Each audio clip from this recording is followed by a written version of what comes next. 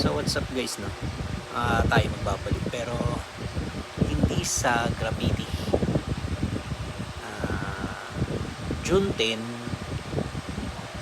habang nagdadrive ako along SLEX, bigla akong nahilo at nawalan ng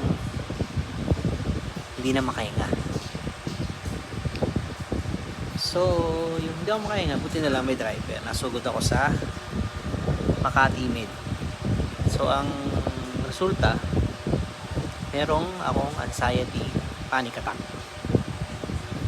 So, nagamot naman ako. Tapos, ayun, nasa BGC ako noon. Ano kami, ang tawag dito, parang Airbnb sa BGC. Tapos 3 days siguro lang ako, 3 days, 2 days ba? 3 days. Uwi ako ng San Pablo. Uwi ako San Pablo kasi doon ako nakatira sa San Pablo. Ayun, binabagtas namin ng, kala ko magaling na, binabagtas namin yung SLEX via Lipa. Hindi na naman ako makahinga. Tinamaan na naman ako ng anxiety. Sinugod na naman ako sa ospital. So ngayon, nandito ako sa bahay, nagpapahinga. So pinipilit na pong kayanin. Kailangan mo lang maging masaya. Kailangan mag-iisip na mag-iisip. At alam mo ba ang nakapagpakalma sa puso? Yung pag-aalaga ni Mrs. tsaka yung vlog ni Junie at ni Kong.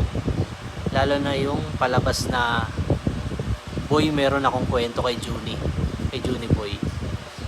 So, galing. Papasalamat ako sa kanila dahil sa mga kwento nila. Natutuwa ako.